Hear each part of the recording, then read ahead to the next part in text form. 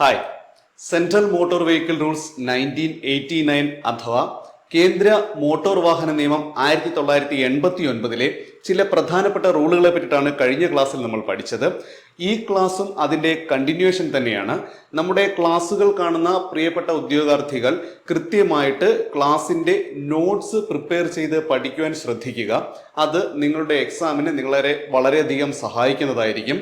അപ്പോൾ നമ്മുടെ ക്ലാസ്സുകൾ കണ്ടുകൊണ്ടിരിക്കുന്ന എല്ലാവർക്കും ഇ-ലേൺ PSC എന്ന യൂട്യൂബ് ചാനലിലേക്ക് സ്വാഗതം. ഞാൻ വിനി. ഡ്രൈവർ എക്സാമിന് വേണ്ടിയിട്ടുള്ള സ്പെഷ്യൽ ടോപ്പിക്കുകളാണ് നമ്മൾ നമ്മുടെ ക്ലാസ്സുകളിലൂടെ നിങ്ങൾക്ക് തന്നുകൊണ്ടിരിക്കുന്നത്. കഴിഞ്ഞ ക്ലാസ്സിന്റെ തുടർച്ചയായിട്ടാണ് നമ്മൾ ഇന്നത്തെ ക്ലാസ് വീണ്ടും ആരംഭിക്കാൻ പോകുന്നത്. നോക്കി, ഇന്ന് എന്താ നമ്മൾ പഠിക്കാൻ പോകുന്നത് നോക്കാം. Rule number 15 central motor vehicle റൂൾസിലെ റൂൾ നമ്പർ 15 ആണ്. എന്താണെന്ന് നോക്കിയേ, ഡ്രൈവിംഗ് ടെസ്റ്റ്. ഡ്രൈവിംഗ് ടെസ്റ്റിനെ പറ്റി പ്രതിപാദിക്കുന്ന കേന്ദ്ര മോട്ടോർ വാഹന നിയമത്തിലെ വകുപ്പ് ഏതാണെന്ന് ചോദിച്ചു കഴിഞ്ഞാൽ റൂൾ നമ്പർ 15. അല്ലെങ്കിൽ റൂൾ നമ്പർ 15 എന്തിനെ പറ്റി പ്രതിപാദിക്കുന്നു? ഡ്രൈവിംഗ് ടെസ്റ്റിനെ പറ്റി പ്രതിപാദിക്കുന്നു. നമ്മൾ ക്ലാസ്സിലേക്ക് കടക്കുകയാണ്. നോക്കിയേ, ആദ്യം എന്താ പറയുന്നത്? ഒരു വ്യക്തിക്ക് ലേണേഴ്സ് ലൈസൻസ് ലഭിച്ച് ചുരുങ്ങിയത് 30 ദിവസങ്ങൾക്ക് ശേഷം മാത്രമേ ഡ്രൈവിംഗ് ടെസ്റ്റിൽ പങ്കെടുക്കുവാൻ സാധിക്കുകയുള്ളൂ. അപ്പോൾ എന്താണ് ആദ്യത്തേത് പറഞ്ഞത്? 15-ൽ ഒന്നാമത്തേത് പറയുന്നത്, സെൻട്രൽ മോട്ടോർ വെഹിക്കിൾ റൂൾ 15-ൽ ഒന്നാമത്തത് എന്താ പറയുന്നത്? ഒരു വ്യക്തിക്ക് ലേണേഴ്സ് ലൈസൻസ് ലഭിച്ചു കഴിഞ്ഞിട്ട് എത്ര ദിവസം കഴിഞ്ഞാൽ മാത്രമേ ഡ്രൈവിംഗ് ടെസ്റ്റിൽ പങ്കെടുക്കാൻ കഴിയൂ? ചുരുങ്ങിയത് 30 ദിവസം. 30 ദിവസം കഴിഞ്ഞെങ്കിൽ മാത്രമേ ആ വ്യക്തിക്ക് ഡ്രൈവിംഗ് ടെസ്റ്റിൽ പങ്കെടുക്കുവാൻ കഴിയൂ.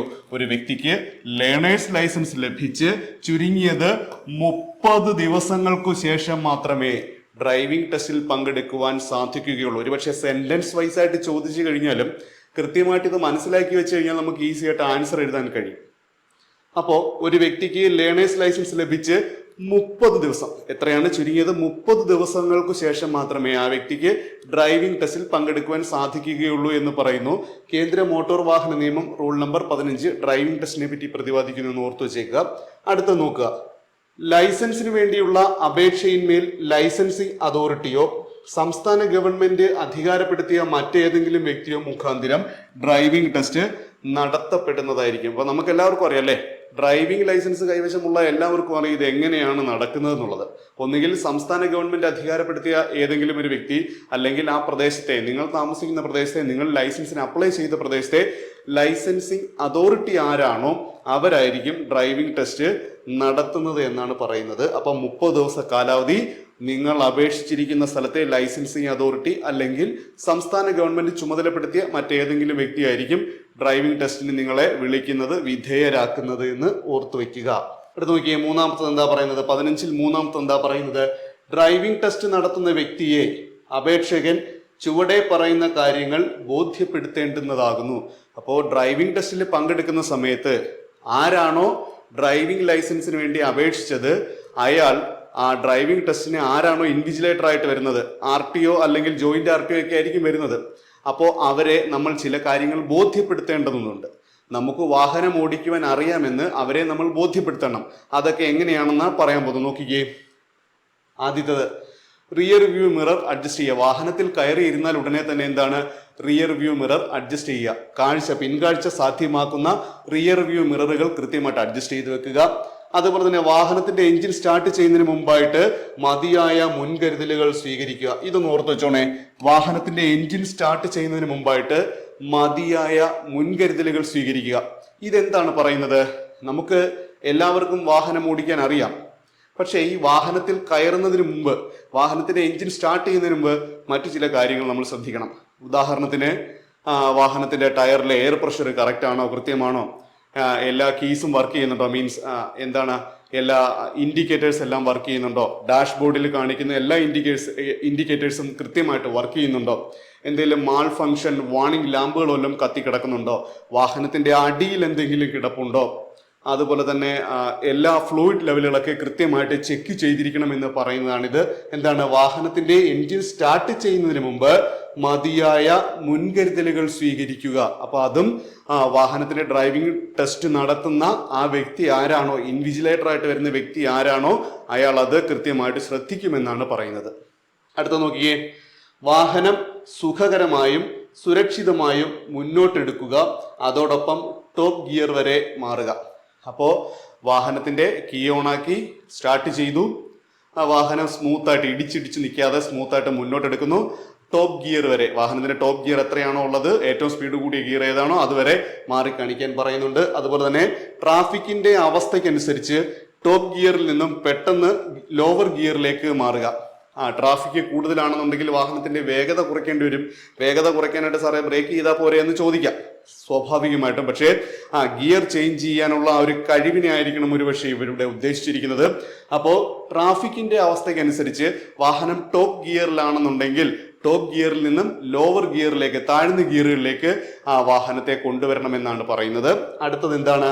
ഇറക്കം ഇറങ്ങുമ്പോൾ പെട്ടെന്ന് തന്നെ ലോവർ ഗിയറിലേക്ക് മാറുക. അപ്പോൾ വാഹനം ഇറക്കമിറങ്ങുന്ന സമയത്താണെങ്കിൽ എന്തു വേണം? ലോവർ ഗിയറിൽ ഇറക്കം ഇറങ്ങാൻ പറയുന്നുണ്ട്, അല്ലെങ്കിൽ അത് നിർദ്ദേശിക്കുന്നുണ്ട്. അപ്പോൾ കുത്തിറക്കമാണ്, അല്ലെന്നുണ്ടെങ്കിൽ നല്ല ചരിഞ്ഞ ഇറക്കങ്ങളാണ്, കുത്തനെയുള്ള ഇറക്കങ്ങളാണ് വാഹനം ഇറങ്ങുന്നതെങ്കിൽ, ചുരമിറങ്ങി വരുന്ന വഴിയാണൊക്കെ എന്നുണ്ടെങ്കിൽ അവിടെ കണ്ടിന്യൂസ് ആയിട്ട് ബ്രേക്ക് അപ്ലൈ ചെയ്തുകൊണ്ട് ഇറങ്ങി വരുന്നത് അത്ര സുരക്ഷിതമായിട്ടുള്ള ഒരു പരിപാടിയല്ല. എന്താണെന്ന് വെച്ച് കഴിഞ്ഞാൽ ബ്രേക്ക് പാഡ് ചൂടായിട്ട്, ബ്രേക്കിന്റെ ലൈനർ ചൂടായിട്ട് അത് വളരെ പെട്ടെന്ന് തേഞ്ഞു പോകാൻ സാധ്യതയുണ്ട്. അങ്ങനെ തേഞ്ഞു പോയി കഴിഞ്ഞാൽ വിചാരിക്കുന്ന സമയത്ത് വിചാരിക്കുന്ന സ്ഥലത്ത് കൃത്യമായിട്ട് വാഹനത്തെ പിടിച്ചു നിർത്താൻ സാധിക്കാതെ വരും. അത് അപകടങ്ങൾക്ക് വഴിയുണ്ടാക്കും. എപ്പോഴും കുത്തിറക്കമിറങ്ങുന്ന സമയത്ത് നമ്മൾ ലോവർ ഗിയറിൽ എഞ്ചിന്റെ സപ്പോർട്ടോട് കൂടിയിട്ട് വാഹനത്തെ ഇറക്കി കൊണ്ടുവരുന്നതായിരിക്കും സുരക്ഷിതം. വളരെ ആവശ്യമുള്ള ഘട്ടങ്ങളിൽ മാത്രം ബ്രേക്ക് അപ്ലൈ ചെയ്ത് വാഹനത്തെ താഴ്ന്ന വേഗതയിലേക്ക് കൊണ്ടുവരുന്നതായിരിക്കും ഏറ്റവും സുരക്ഷിതമായിട്ടുള്ള മാർഗം. അപ്പോൾ അടുത്തത് എന്താണെന്ന് നോക്കിക്കേ. അടുത്തായിട്ട് പറയുന്നത് ത്രോട്ടിലും ഫുട് ബ്രേക്കും ഉപയോഗിച്ചുകൊണ്ട് അല്ലെങ്കിൽ ഹാൻഡ് ബ്രേക്ക് ഉപയോഗിച്ചുകൊണ്ട് വാഹനം പിറകിലേക്ക് ഉരുളാത്ത രീതിയിൽ ഒരു ചരിഞ്ഞ പ്രദേശത്ത് നിർത്തുകയും റീസ്റ്റാർട്ട് ചെയ്യുകയും ചെയ്യുക. അപ്പോൾ അടുത്തത് പറയുന്നത് ഒരു ചരിഞ്ഞ പ്രദേശത്ത് നിന്നും വാഹനം എങ്ങനെ പിന്നിലേക്ക് ഉരുണ്ടു പോകാതെ മുന്നിലേക്ക് കൊണ്ടുപോകാം, അത് കൃത്യമായിട്ട് ഇൻവിജിലേറ്ററെ ഉപയോഗിച്ച് കാണിക്കണം, ചെയ്ത് കാണിക്കണം എന്നാണ് പറയുന്നത്. നമ്മൾ പഠിച്ചിട്ടുണ്ട്, വാഹനം ഓടിക്കുന്ന സമയത്ത് പൊതുവിൽ പ്രയോഗിക്കുന്ന ഒരു പ്രയോഗമുണ്ട്, ഹാഫ് ക്ലച്ച്. അതായത് കയറ്റത്തൊക്കെ കൊണ്ടുപോയി നിർത്തിയിട്ട് ഹാഫ് ക്ലച്ച് ചെയ്തുകൊണ്ട് വാഹനം മുന്നോട്ടെടുക്കുന്ന പരിപാടി, പിന്നിലോട്ട് വരാതെ വാഹനം മുന്നിലോട്ട് എടുക്കുന്ന പരിപാടി. അതെങ്ങനെയൊക്കെ ചെയ്യാമെന്ന് കൃത്യമായിട്ട് ഇവിടെ പറയുന്നുണ്ട്. ഒന്നുമില്ലെങ്കിൽ ത്രോട്ടിലും ഫുട് ബ്രേക്ക് ഉപയോഗിക്കുക. അതായത് ആക്സിലറേറ്ററും ബ്രേക്കും അഡ്ജസ്റ്റ് ചെയ്ത് പ്രവർത്തിപ്പിച്ചുകൊണ്ട് വാഹനം പിന്നിലേക്ക് ഉരുണ്ടു വരാതെ മുന്നിലേക്ക് കൊണ്ടുപോകുന്ന പരിപാടി. ഇനി അതല്ലെങ്കിലോ ഹാൻഡ് ബ്രേക്ക് ഉപയോഗിച്ചുകൊണ്ട് വാഹനം പിന്നിലേക്ക് ഉരുണ്ടു വരാതെ മുന്നിലേക്ക് കൊണ്ടുപോകുക. അപ്പൊ ഈ രണ്ട് മെത്തേഡിൽ ഏതെങ്കിലും ഒന്നിൽ ഉപയോഗിച്ചുകൊണ്ട് വാഹനം പിന്നിലേക്ക് വരാതെ മുന്നിലേക്ക് കൊണ്ടുപോകുവാൻ പ്രവർത്തിപ്പിച്ച് കാണിക്കുക, അല്ലെങ്കിൽ മുന്നിലേക്ക് കൊണ്ടുപോയി കാണിക്കുക. ആരെയാണ്? ലൈസൻസിങ് അതോറിറ്റിയെ. ആരാണോ നമ്മുടെ കൂടെ വാഹനത്തിന്റെ ടെസ്റ്റിങ്ങിന് വരുന്നത് ആ വ്യക്തിയെ നമ്മൾ ഇത് കൃത്യമായിട്ട് വാഹനം ഓടിച്ച് കാണിക്കണമെന്ന് പറയുന്നുണ്ട്. അടുത്തത് നോക്കിക്കേ.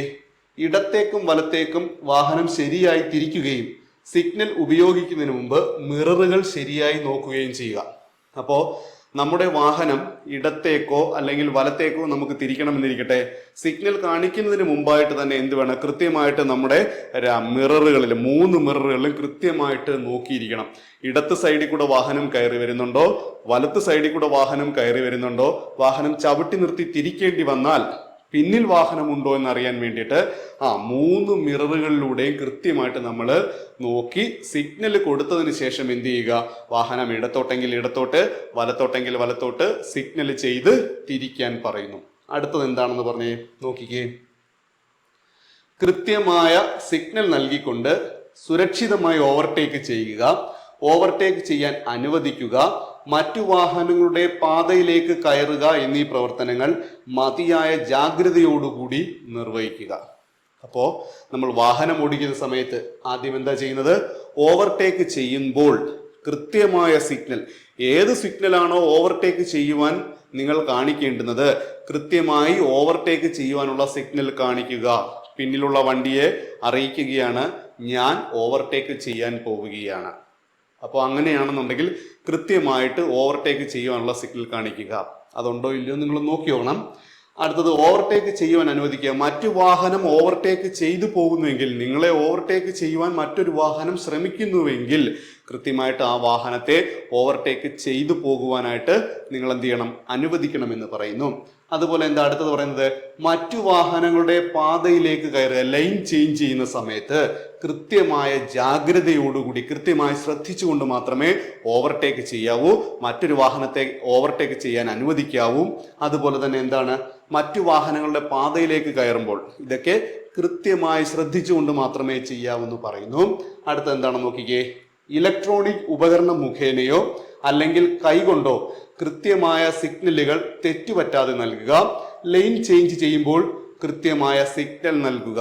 അപ്പോൾ ഇലക്ട്രോണിക് ഉപകരണം കൊണ്ട് സിഗ്നൽ കാണിക്കുക എന്ന് വെച്ചാൽ എന്താണ്, വാഹനത്തിന്റെ ലെഫ്റ്റ് ആൻഡ് റൈറ്റ് ഇൻഡിക്കേറ്റേഴ്സ്, ഫ്രണ്ടിലും ബാക്കിലുമുള്ള ലെഫ്റ്റ് റൈറ്റ് ഇൻഡിക്കേറ്റേഴ്സ് കൃത്യമായിട്ട് പ്രവർത്തിപ്പിക്കേണ്ടുന്ന സമയത്ത് ശരിയായിട്ട് പ്രവർത്തിപ്പിക്കുക. ഇടത്തോട്ട് തിരിയണമെങ്കിൽ ലെഫ്റ്റ് ഇൻഡിക്കേറ്റർ, വലത്തോട്ട് തിരിയണമെങ്കിൽ റൈറ്റ് ഇൻഡിക്കേറ്റർ, എല്ലാവർക്കും അറിയാവുന്ന കാര്യമാണ്. അതുപോലെ തന്നെ മറ്റൊരു കാര്യം, ലൈൻ ചേഞ്ച് ചെയ്യുമ്പോൾ ശരിയായ സിഗ്നൽ നൽകുക. എത്ര പേർ നമ്മളിൽ ചെയ്യുന്നുണ്ട് എന്ന് അറിയത്തില്ല. ലൈൻ ചേഞ്ച് ചെയ്യുന്ന പറഞ്ഞാൽ മറ്റൊന്നുമല്ല, റോഡായിരിക്കും ഇത്, തുടർച്ചയായ വെള്ളവരകൾ, റോഡിലെ തുടർച്ചയായ വെള്ളവരകൾ ഉള്ളിടത്ത് മാത്രമേ ഓവർടേക്ക് ചെയ്ത് കയറുവാൻ കഴിയൂ എന്നുള്ള കാര്യം കൃത്യമായിട്ട് മനസ്സിലാക്കി വെച്ചേക്കുക. അപ്പോൾ ഇത് നിങ്ങളുടെ വാഹനമാണെന്നിരിക്കട്ടെ, നിങ്ങളുടെ വാഹനത്തിന് മുന്നിൽ മറ്റു വാഹനങ്ങൾ നിരനിരയായി പോകുന്നുണ്ട് എന്നിരിക്കട്ടെ. നിങ്ങൾക്ക് വലത്തോട്ട് ഓവർടേക്ക് ചെയ്ത് കയറണം അല്ലെങ്കിൽ ലൈൻ ചേഞ്ച് ചെയ്ത് കയറണമെങ്കിൽ എന്തായിരിക്കണം, കൃത്യമായിട്ട് മിററുകളിൽ നോക്കണം, കൃത്യമായിട്ട് സിഗ്നൽ നൽകണം, സിഗ്നൽ നൽകിക്കൊണ്ട് ലൈൻ ചേഞ്ച് ചെയ്ത് കയറണം. കയറിയിട്ട് എന്ത് ചെയ്യണം, സിഗ്നൽ മാറ്റണം, സിഗ്നൽ ഓഫ് ആക്കണം. അപ്പോൾ ലൈൻ ചേഞ്ച് ചെയ്യുന്ന സമയത്ത് നമ്മൾ എന്ത് ചെയ്യണം, കൃത്യമായ സിഗ്നൽ നൽകിയിരിക്കണം. ഇപ്പോൾ 2 ലൈൻ ഉണ്ടെന്നുണ്ടെങ്കിൽ ഇടത്തെ ലൈൻ എന്ന് പറയുന്നത് വേഗത കുറഞ്ഞു പോകാനുള്ളതായിരിക്കും, വലത്തെ ലൈൻ എന്ന് പറഞ്ഞാൽ വേഗത കൂടിയ വേഗത്തിൽ പോകുവാനായിരിക്കും വലത്തെ ലൈൻ. ഇടത്തെ ലൈൻ ആണെങ്കിലോ കുറഞ്ഞ വേഗത്തിൽ കടന്നു പോകാനുള്ള വാഹനങ്ങൾക്ക് വേണ്ടിയിട്ടായിരിക്കും. കൃത്യമായിട്ട് ഓർത്തു വെക്കുക. അടുത്ത നോക്കിക്കേ, അടിയന്തര ഘട്ടത്തിലോ അല്ലാതെയോ വാഹനം നിർത്തേണ്ടി വരുമ്പോൾ റോഡിന്റെ ഉചിതമായ ഭാഗത്ത് കൃത്യമായ സിഗ്നൽ കാണിച്ചുകൊണ്ട് മാത്രം നിർത്തുക. അപ്പം നിങ്ങൾ ഓടിക്കുന്ന വാഹനം ചില അടിയന്തരമായ സാഹചര്യങ്ങളിൽ നിങ്ങൾക്ക് നിർത്തണമെങ്കിൽ എന്ത് ചെയ്യണം, കൃത്യമായ സിഗ്നൽ കാണിച്ചുകൊണ്ട് എവിടെയാണോ നിർത്തുവാൻ അനുവദിക്കപ്പെട്ടത് ആ ഭാഗത്തേക്ക് മാറ്റി വാഹനം നിർത്തുക. അടുത്ത എന്താന്ന് നോക്കിയേ, പിന്നിലേക്ക് ഓടിക്കുമ്പോൾ വാഹനം ശരിയായി റിവേഴ്സ് ഗിയറിലേക്ക് ഇട്ട് ഓടിക്കുക. അപ്പോൾ വാഹനം ശരിയായി റിവേഴ്സ് ഗിയറിലിട്ടുകൊണ്ട് കൃത്യമായിട്ട് പിന്നിലേക്ക് ഓടിക്കേണ്ട സാഹചര്യങ്ങൾ ഓടിക്കുക. ഫോർവേഡ് ഗിയറുകൾ, റിവേഴ്സ് ഗിയർ എന്നിവയിട്ട് വാഹനത്തിന്റെ ദിശ മാറ്റുക. അപ്പോൾ ഇൻവിജിലേറ്റർ വാഹനത്തിൽ ഇരിക്കുന്ന സമയത്ത് അല്ലെങ്കിൽ ഇൻവിജിലേറ്റർ ഇത് പറയുന്ന സമയത്ത് എന്ത് ചെയ്യണമെന്നാണ് പറയുന്നത്, മുന്നോട്ടുള്ള ഗിയർ, ഫോർവേഡ് ഗിയറുകൾ, അതുപോലെ തന്നെ റിവേഴ്സ് ഗിയറുകൾ ഇവ ഇട്ട് കാണിച്ചുകൊണ്ട് മുന്നോട്ടും പിന്നോട്ടും വാഹനത്തിന്റെ ദിശ മാറ്റി ഓടിച്ച് കാണിക്കുവാൻ പറയുന്നുണ്ട്. Traffic sign, traffic signal, traffic controller, പോലീസുകാർ, മറ്റ് റോഡ് ഉപയോക്താക്കൾ നൽകുന്ന സൈനുകൾക്കനുസരിച്ച് ഉചിതമായ തീരുമാനങ്ങൾ എടുക്കുക. അപ്പോൾ നിങ്ങൾ വാഹനം ഓടിച്ചു പോകുന്ന സമയത്ത് ഒരു ജംഗ്ഷൻ, ക്രോസ് ജംഗ്ഷൻ ട്രാഫിക്കിൽ വെച്ചിട്ട് ഒരു ട്രാഫിക് പോലീസുകാരൻ സ്റ്റോപ്പ് സിഗ്നൽ കാണിച്ചാൽ എന്ത് ചെയ്യണം, കൃത്യമായി വാഹനത്തിന്റെ വേഗത കുറച്ചു കൊണ്ടുവന്നിട്ട് കൃത്യമായി വാഹനം നിർത്തണം. ഒരു പെഡസ്ട്രൈനിൽ ആൾക്കാർ ക്രോസ് ചെയ്യുന്നു, നടന്നു പോകുന്നുവെങ്കിൽ എന്താ ചെയ്യേണ്ടുന്നത്, അതിന്റെ തൊട്ടു മുന്നിൽ സ്റ്റോപ്പ് ലൈൻ കാണും, അവിടെ കൊണ്ടുവന്ന് വാഹനം കൃത്യമായിട്ട് നിർത്തണം. 30 കിലോമീറ്റർ ആണ് റോഡിന്റെ വേഗതാ പരിധിയെങ്കിൽ ആ റോഡിൽ 30 കിലോമീറ്റർ മാത്രമേ നിങ്ങൾ വാഹനത്തിന്റെ വേഗത ഉപയോഗിക്കാൻ പാടുള്ളൂ. അപ്പോൾ അങ്ങനെ വാഹനം ഓടിക്കുന്ന സമയത്ത് കൃത്യമായ സൈനുകൾ കാണും, ആ സൈനുകൾക്കനുസരിച്ച് ഉചിതമായ തീരുമാനങ്ങൾ എടുത്ത് വാഹനം ഓടിച്ചിരിക്കണമെന്ന് പറയുന്നു. ട്രാഫിക് പോലീസ്, ട്രാഫിക് ലൈറ്റ് എന്നിവ ഇല്ലാത്ത സ്ഥലങ്ങളിൽ കാൽനട യാത്രക്കാർക്ക് മുൻഗണന നൽകിക്കൊണ്ട് വാഹനം ഓടിക്കുക.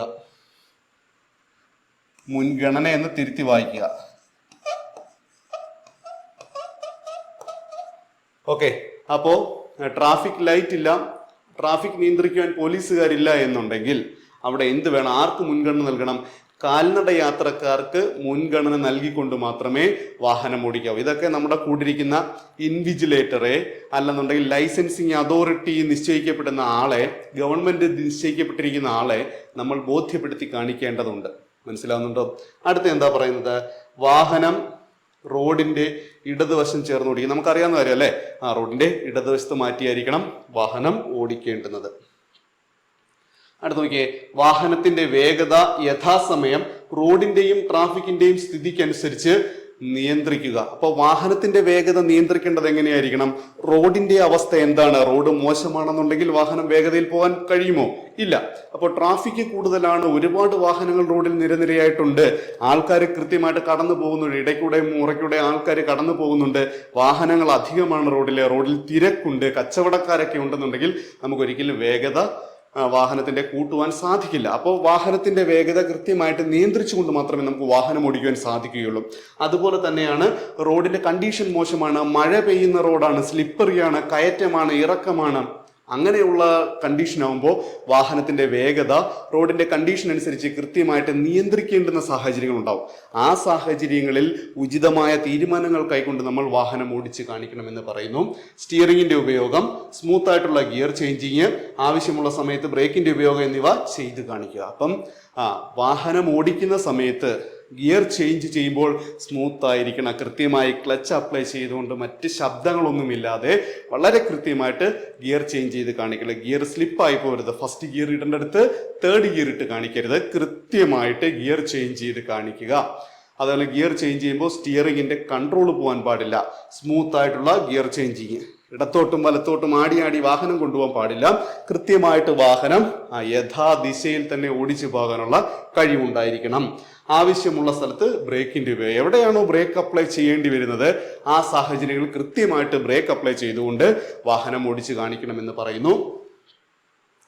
അടുത്ത നോക്കിയേ, വാഹനം നിർത്തുന്നതിന് മുമ്പും വലത്തോട്ട് തിരിയുന്നതിന് മുമ്പും ഓവർടേക്ക് ചെയ്യുവാനായി റോഡിന്റെ ഒരു ഭാഗത്തേക്ക് കയറുമ്പോഴും സിഗ്നൽ നൽകുന്നതിനും റിയർ വ്യൂ മിറർ ശരിയായി ഉപയോഗിച്ച് കാണിക്കുക. അപ്പം വാഹനത്തിന്റെ റിയർ വ്യൂ മിറർ കൃത്യമായിട്ട് ഉപയോഗിക്കണമെന്ന് പറഞ്ഞു. എപ്പോഴൊക്കെയാണെന്ന് നോക്കിക്കേ, വാഹനം നിർത്തുന്നതിന് മുമ്പ്. അപ്പം വാഹനം നിർത്തുന്നതിന് മുമ്പ് തൊട്ട് പിന്നിലായിട്ട് മറ്റ് വാഹനങ്ങളുണ്ടോ ഇല്ലയോ എന്നുള്ള കാര്യം കൃത്യമായിട്ട് റിയർ വ്യൂ മിറർ നോക്കി മനസ്സിലാക്കിയിരിക്കണം. വലത്തോട്ട് തിരിയുന്നതിന് മുമ്പ് വാഹനം വലത്തോട്ട് തിരിയണം. അപ്പോൾ വലത്തോട്ട് തിരിയണമെങ്കിൽ വലത്ത് സൈഡിലെ മിറർ നോക്കി മറ്റു വാഹനങ്ങളൊന്നും ഇല്ല എന്ന് ഉറപ്പുവരുത്തി കൃത്യമായിട്ടുള്ള സിഗ്നൽ നൽകിക്കൊണ്ട് വേഗത നിയന്ത്രിച്ചു വേണം വലത്തോട്ട് തിരിയാൻ. അവിടെ എന്ത് വേണം? നമ്മൾ കൃത്യമായിട്ട് റിയർ വ്യൂ മിറർ നോക്കിയിരിക്കണം.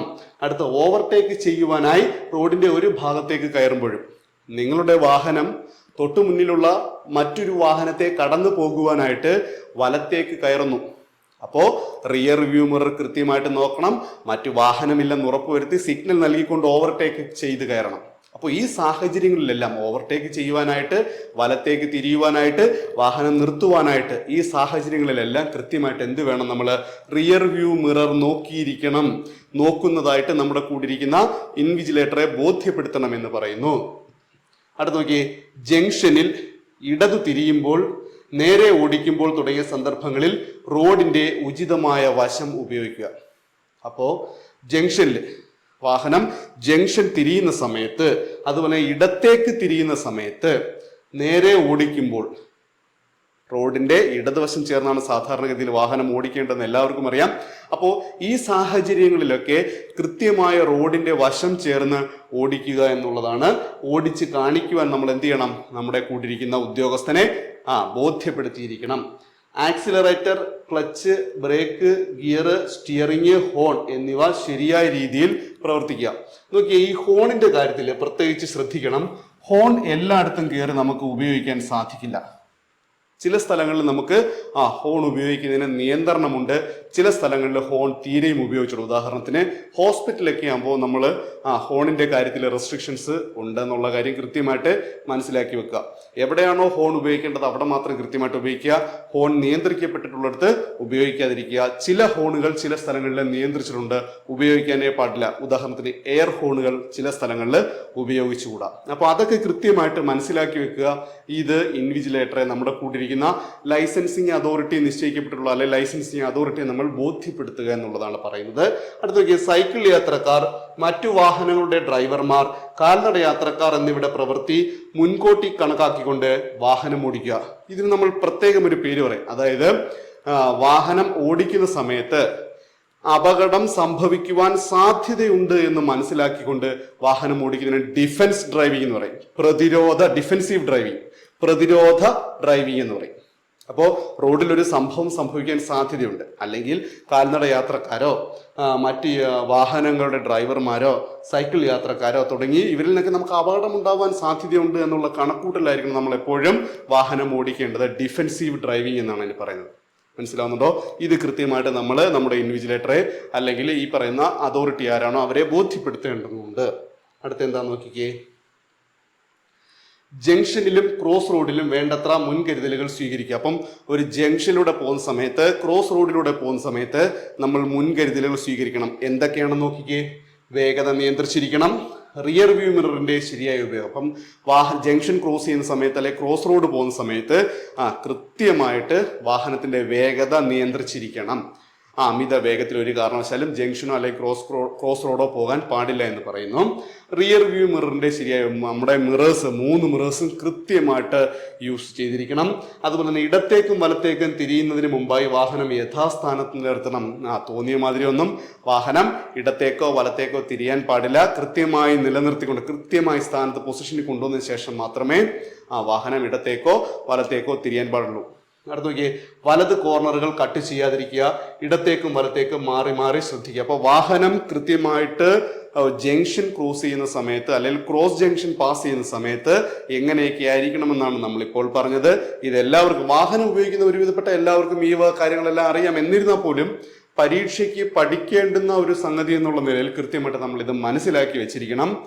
ഏറ്റവും പ്രധാനമായിട്ട് നിങ്ങൾ ഓർത്ത് വെക്കേണ്ട 2 സംഗതികളാണ്. ഡ്രൈവിംഗ് ടെസ്റ്റിനെ പറ്റി പറയുന്ന സെൻട്രൽ മോട്ടോർ വെഹിക്കിൾ റൂൾ എന്താണ്? റൂൾ നമ്പർ 15 ആണ്. അതിൽ പറയുന്ന ഒരു പ്രധാനപ്പെട്ട കാര്യം എന്ന് പറയുന്നത്, ലേണേഴ്സ് ലൈസൻസ് ലഭിച്ചു കഴിഞ്ഞാൽ ചുരുങ്ങിയത് 30 ദിവസ കാലാവധിക്ക് ശേഷം മാത്രമേ നിങ്ങൾക്ക് എന്ത് കിട്ടൂ, ലൈസൻസ് ലഭിക്കുകയുള്ളൂ എന്ന് പറയുന്നുണ്ട്. ഈ 2 പോയിന്റ് വളരെ പ്രധാനപ്പെട്ടതാണ്, ഓർത്തു വെക്കുക. അടുത്ത എന്താ നോക്കിക്കേ. എപ്പോഴും ഡ്രൈവിംഗിൽ തന്നെ ശ്രദ്ധ കേന്ദ്രീകരിക്കാൻ നമ്മൾക്കറിയാവുന്നതാണ്.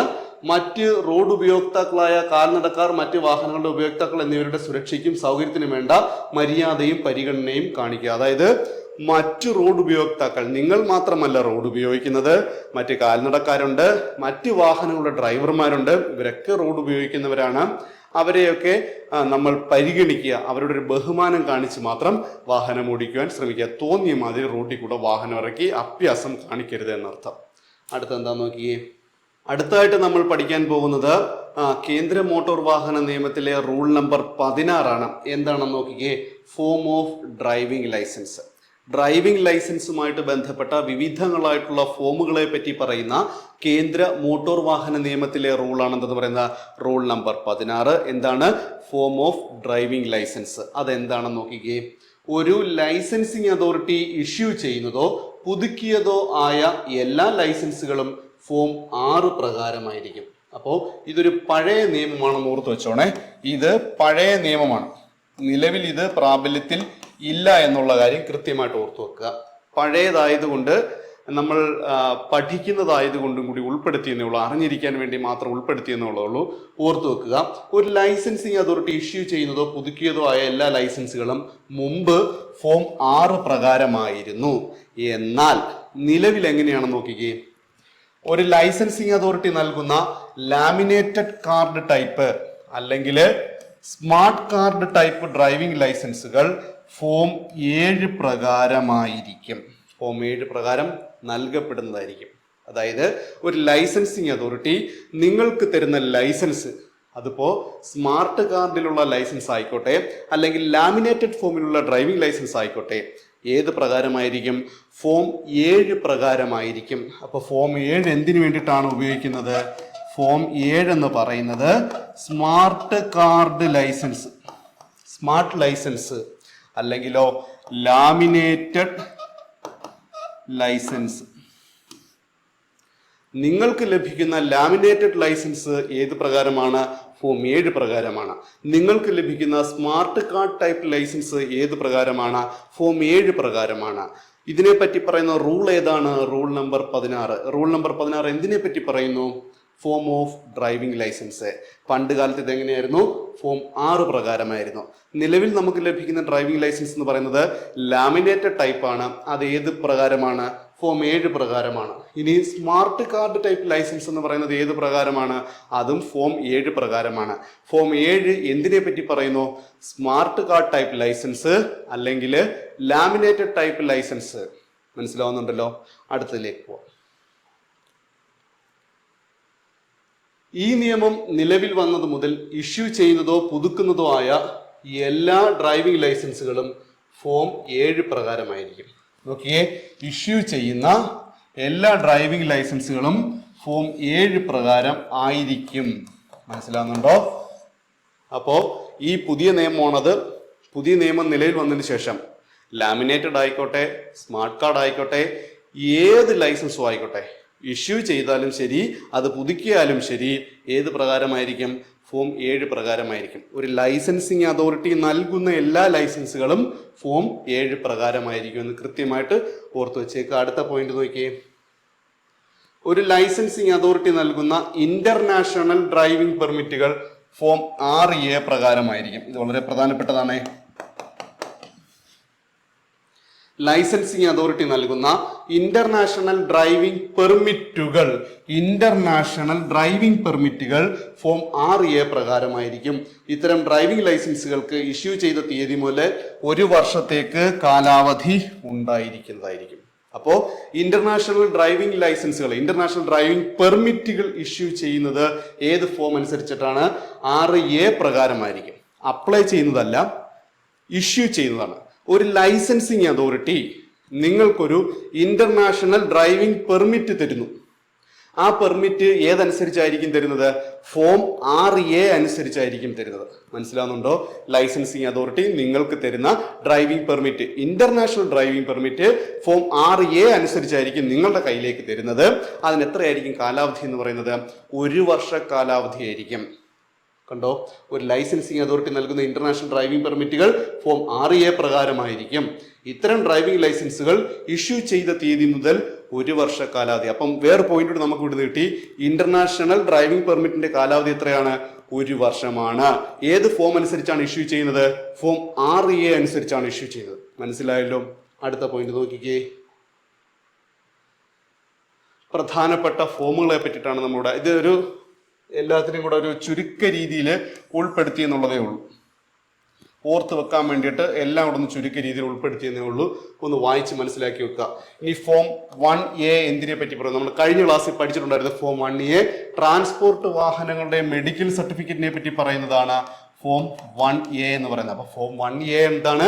ട്രാൻസ്പോർട്ട് വാഹനങ്ങളുടെ മെഡിക്കൽ സർട്ടിഫിക്കറ്റിനെ പറ്റി പറയുന്നു. ട്രാൻസ്പോർട്ട് വാഹനങ്ങളുടെ മെഡിക്കൽ സർട്ടിഫിക്കറ്റിനെ പറ്റി പറയുന്ന ഫോം ഏതാണ്? 1A. അടുത്തത് നോക്കിയേ, ഫോം 2.